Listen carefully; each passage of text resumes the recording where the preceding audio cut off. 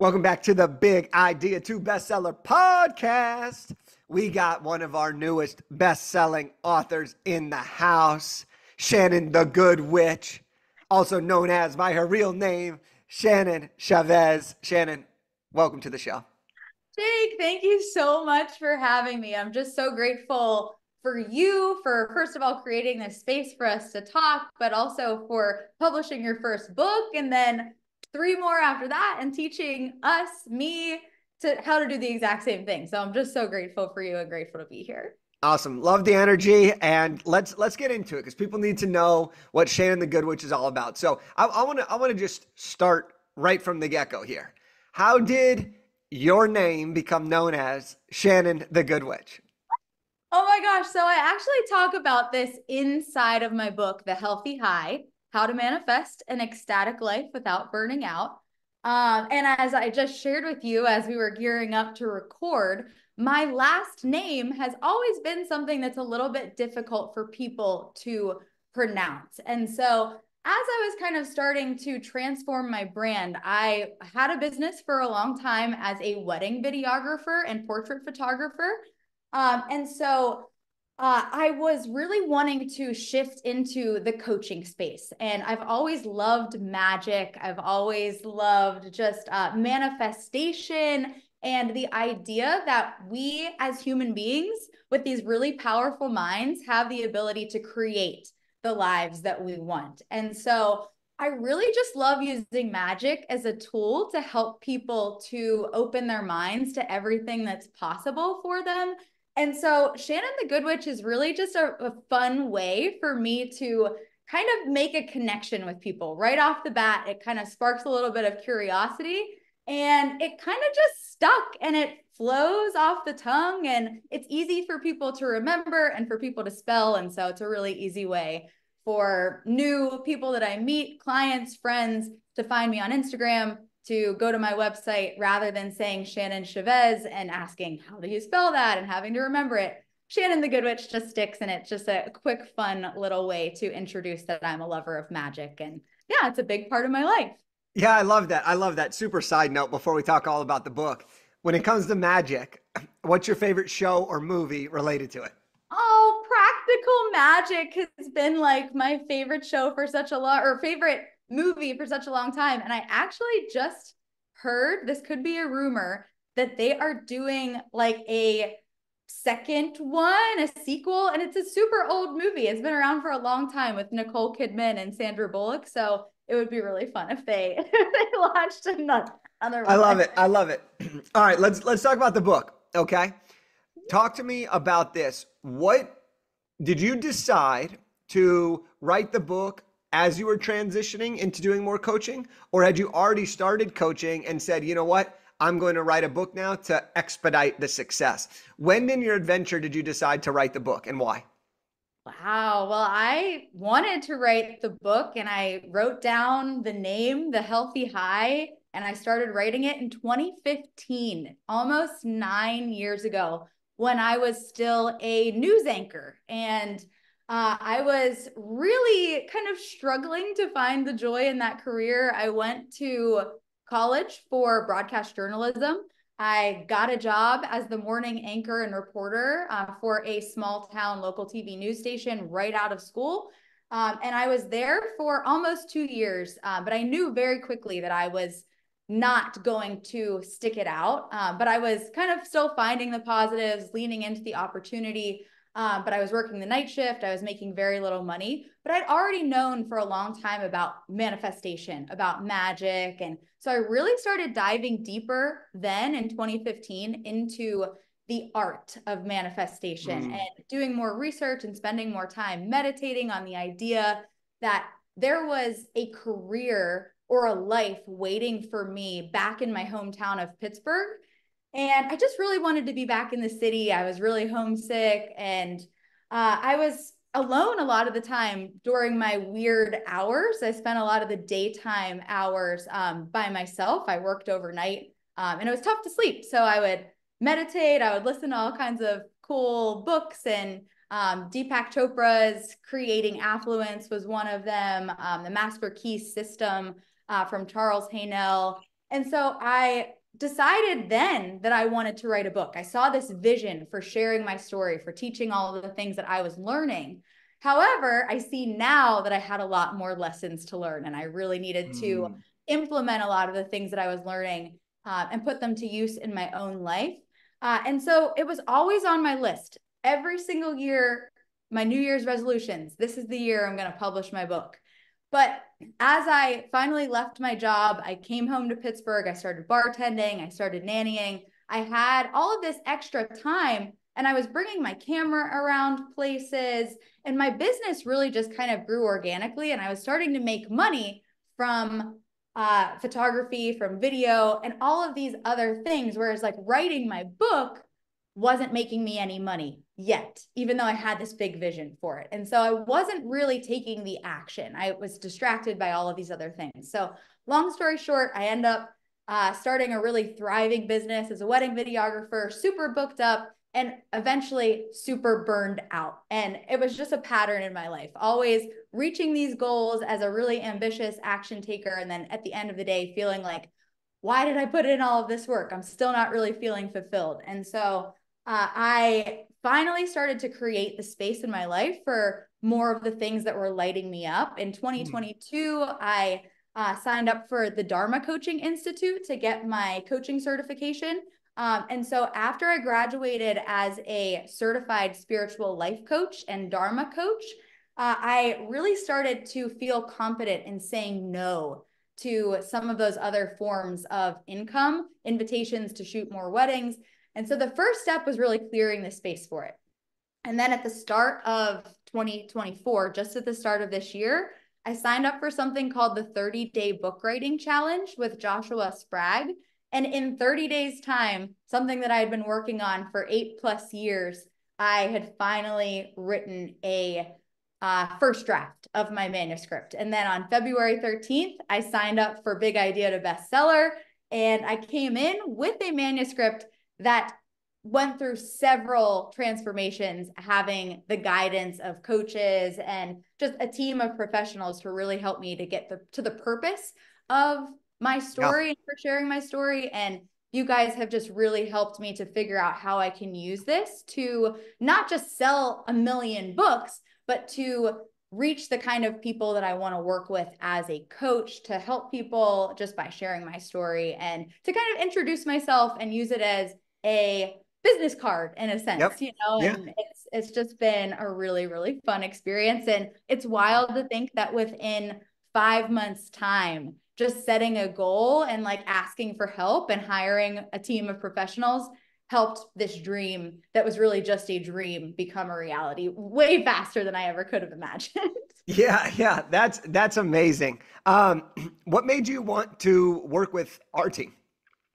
Wow. So I don't even know how you came into my life. I'm pretty sure that my very first business coach, Danielle Langton, had recommended you somewhere along the way. And I signed up for your email list. And for maybe 2 years, I had been receiving emails from you and always just thinking like, yes, I'm gonna do this. I'm gonna do this at some point.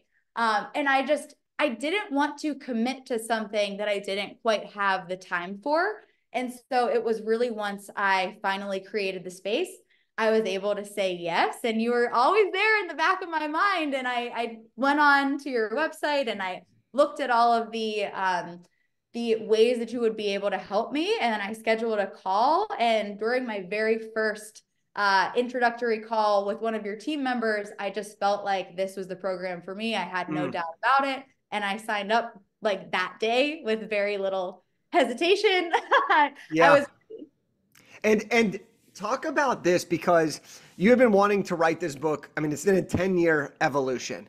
And then you come in with a manuscript and you're like, okay, let's finish this thing.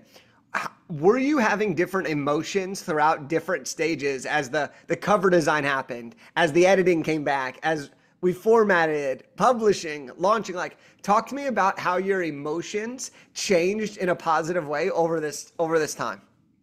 well, so 2 days after I signed up for Big Idea to Bestseller, my dad passed away. And so that was a just wild, uh, you know, part of my story that I didn't even realize until just a bit of reflection that my story wasn't complete. And so I ended Mm. up really finding so much purpose in my dad's death, but also just in his life that really just I was able to channel all of that emotion that came up and find so much purpose in it by channeling it into my book. And that really was a huge evolution at the very beginning. And it was really a healing experience for me. I got to know myself so much better. I got to really reflect on my relationship with my dad. And so then actually finally sharing the changes and this really emotional vulnerable story with Adrian, who was an amazing help for me. It was terrifying. It was really scary. I hadn't really shared my book with anyone leading up to that. And I had hardly read this like new version of it that I was submitting after, collecting a lot of just notes and journal entries and kind of compiling them together. I had this whole new aspect of my story. And so that was a very emotional experience. And then I just had so much positive feedback, and I was then able to channel that into making it even better. And really just like knowing that there was someone out there that was meant to hear my story, Yeah. and finally getting some reassurance that what I had worked so hard to create, was all right. Like I was getting some good feedback. I was feeling really good about it. And so that just kind of kept encouraging me to keep going. And I just trusted the process. And yeah, with the cover design, everything, like it was all just a very smooth and simple process. Like I had some visions, I had some ideas, but it just felt really good to be able to pass off some of those more technical research-based things, like just getting it uploaded onto KDP and all those things. I got to really focus on the creative writing and telling my story and making an impact and just having fun with it, rather than all of the little details that could kind of get in the way of that and would have taken me forever. And maybe it never would have happened if I wouldn't have asked for help and tried to do all of that on my own. Right, right. Now, your book is called The Healthy High, and it's all about how to build an ecstatic life without burnout, right? Mm-hmm. Did you find yourself, you've talked a lot about making the space and then being able to commit and being able to do things. Did you find that through your book process, you got to practice some of the things that you talk about in the book? Oh my gosh, for sure. Really, the biggest piece of what I talk about in the book is that you don't have to be perfect, to be a good person, to make a positive impact. And so, really letting go of a lot of my own perfectionism was a huge piece of, how I was actually able to do this. I think as somebody who often changes my mind. I'm very multi-passionate and I can get really excited about a new idea. I was able to kind of release this idea that this was the, one big thing that I was supposed to do or that I was going to accomplish. And that now I realize like, oh, I can always write another book and I can add more to the story. It's always going to be evolving. And so just kind of releasing that perfectionism. And another big thing is just about like creating healthy habits and just making sure that I'm really clear on the purpose behind any action that I'm taking. And then it all just kind of comes really naturally when you have a clear purpose in mind rather than just this like goal of like, oh, I'm just going to publish this book. I felt really excited to get up and write. I felt excited to share my story. And so I had the extra energy to do it. And I didn't feel burned out at all. It must have been the right decision. Yeah, no, that's great. You mentioned a while ago manifestation, right? Mhm. And seeing it, and you dug deep into all this, and you learned so much about it, and you continue to learn all about this. How much, now that you're here, the book's in your hand, people are reading it all over the place. Like, how much of your manifestation of what you thought the feeling would be, or you thought your book would look like, or you envisioned it, right? Because, like, when we manifest something, you want to have extreme clarity about it, but you don't always know exactly how it's going to happen. You just have to trust and manifest and call it in. Mhm. How close is the feeling, it could be better, worse, exceeded expectations. How is that feeling related to now versus that 10-year ago manifestation that one day you'll have the book? Did it live up to your expectations now that you're here? It feels so good, but it just feels like natural. I feel very relaxed. I feel very at ease. I feel even more confident in my manifestation power, in my power to create anything. Let me just think like really back to that like time. I think the biggest shift for me is that I used to kind of feel like I was pretending. Like I was Mm. pretending that I believed it. And like you talk a lot about in manifesting, that belief, like creating a belief around what it is that you want, believing that it's not only possible, but believing that you already have it. And something kind of shifted in me through this process is now it's just a knowing. Like I don't have to cultivate this belief or even this like faith. It's just a knowing that everything that's happening now is leading to my highest good and the highest good of all. And there's so much less like resistance or even like a feeling of like having to do anything. Like I feel like I can just sit back and relax now. So it's not really what I imagined it would be in a lot of ways. It's better. It's easier. It just all feels very magical, very aligned, and yeah, it feels amazing. One as more and more people read this book, and as people listen to this episode, they're gonna be like, wow, she's just so bubbly, she's so excited, she's so energetic, she's got positive mojo that I love. What what can we learn and expect to learn in the book that can really help us? Because I feel like you really embody what your book's all about, right? And that's a really important thing when it comes to being an author who's in integrity or being an author who has a book that's going to actually make a big difference. So what are some of the things in your book that people can expect to learn when they go out and get it and read it? That I'm not positive and happy and bubbly all the time. I would say that is probably the biggest thing that I've learned through my manifestation practice, just through life in general, is that you don't have to be positive all the time. You don't always have to have this happy, joyful persona to be able to like manifest the things that you really want. You are going to have all of the emotions. That's a part of the human experience. And that was something that I hid up for a really long time. I never felt like I could be vulnerable around people. I never felt like I could share the more difficult emotions. And for me, my writing practice has always been the place that I went to be able to kind of express some of those more difficult Mhm. emotions. And so I would say that that's probably something that you're going to learn in the book that maybe even people that have known me my entire life wouldn't know that there's this other side to me, and we all are going to have days where things feel really hard.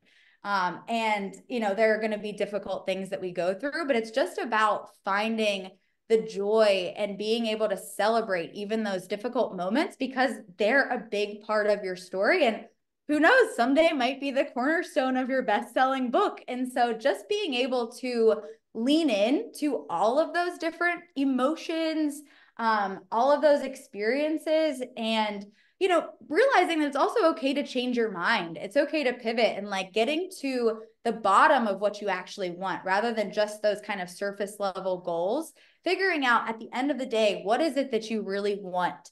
How do you want to feel? How do you want to help people? And realizing that you can do that and that you're already doing that just by being yourself and allowing people to see all of the different sides of you. And the more vulnerable that I've been able to be, the more I've been able to open up, the more I've been able to really connect with people, to resonate and to learn who I am and what I want. And that's just such a big piece of the process. And what I hope people take away from the book is that you don't have to be perfect to be a good person. You don't always have to be positive.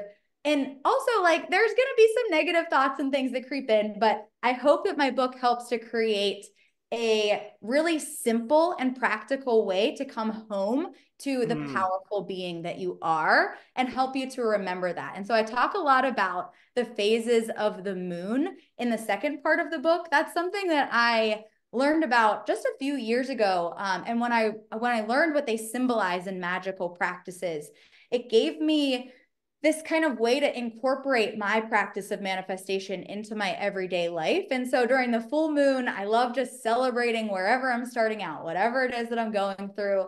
When the moon starts to get smaller in the sky, when it's waning, I start to release anything that's not serving me, clear the way for new growth. During the new moon, when the moon is dark in the sky, I love that time for just reflection, for connecting back to my highest self, to the vision of that highest version of me and that most abundant life, and letting those ideas just kind of come through.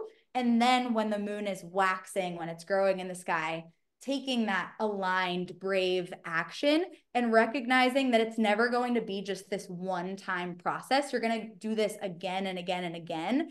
And so it's a very cyclical process.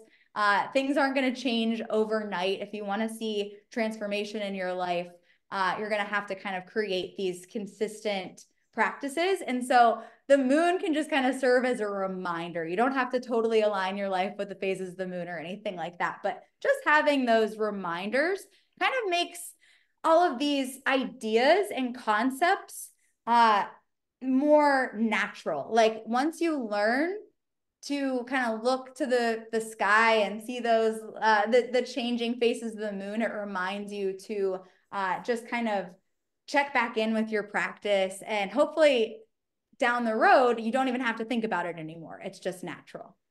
wow. Wow. So much stuff in there. So much. Everyone get the book. Everyone get a copy of the book. But it's so true though. The part that, I mean, there was a lot of parts that resonated with me, but one of them was the concept of you're not always going to be bubbly and energetic and happy. And I think that that's something that like we get wrong a lot of times, right? Is we think we have to be a certain way. Or we see people on social media and we're like, we look up to them, we say, well, they're that way. Well, they're, first of all, social media, they might just be that way because it's social media. But even if you know them, they're not always that way, right? And I think that it's so important when you're creating your life and designing your life is to recognize that not every day is going to be a good day. That's okay. But if you can make and find the good in every day, that's going to help you lead to a more happy, more fulfilled, more exciting life. And it's that frame of reference. It's that perspective. It's that way of looking at things a little bit differently and releasing the pressure of the expectation of perfection. And so I really like how you broke that down. And I think people are going to learn a lot about that in your book. Thank you so much. Yeah, and just to kind of clarify, the first half of the book is really a lot about all of the teachable moments, all of Yep. the stories, and pieces of my life that led me to this practice. And the second half is really about, there's still a lot of stories in there, but it's really just more about how to incorporate these practices into your daily Amazing. life. And so that was something that changed very close to wrapping up. Like after a few rounds of editing, I decided to kind of break it up into two parts. And it's wild how much of an evolution a book can go through, but it does feel complete. And, I wasn't sure at first, but now that people are reading it and we hit bestseller in multiple categories, I don't think people are lying to me. I think they're actually enjoying it. At least I hope so. Yeah. I'm sure they are. I'm sure they are. All right. You mentioned you hit bestseller in multiple categories. Let's talk about the launch. Okay. Now, I think if my timeline is accurate, you were at a festival the week leading up to your launch. Okay. So you talk about living in a static life, right? Without burnout. And here you are, you're going to a festival, a music festival. Looked awesome, by the way. The week leading up to your launch.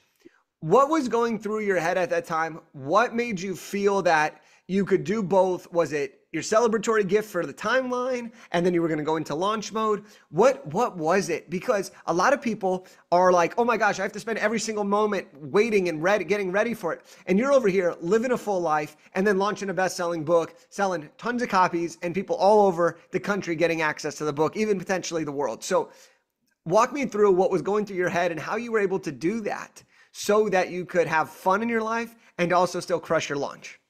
So I go to this journaling circle every Sunday morning. It's a virtual circle. My friend Clarice Fern, who actually painted the artwork for the cover of my book, hosts these magic journaling society circles every Sunday morning. And so a week before launch, or right before I left for Bonnaroo Music and Arts Festival, during her journaling circle, she asked a question. She said, like, what is something that you can do this week to like prepare? I can't remember exactly what the question was, but essentially I had this realization. I've never been so prepared for anything in my whole life.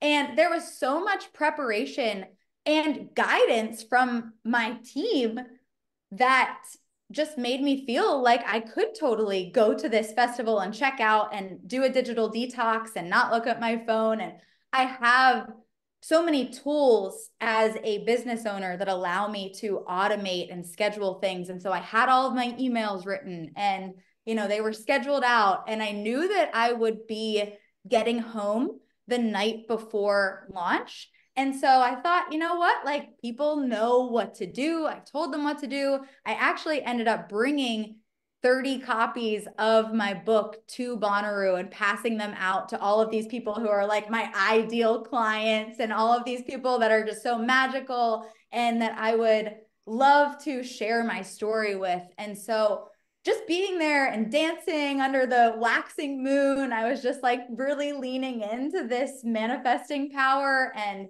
just trusting the process and realizing, I've done everything that I can. And at this point, it's kind of out of my hands. The book is up. People had already bought it. I posted a video of opening my first few copies, and people accidentally went and bought it. I didn't mean to have anybody go and buy it. I was trying to tell them to wait until launch day.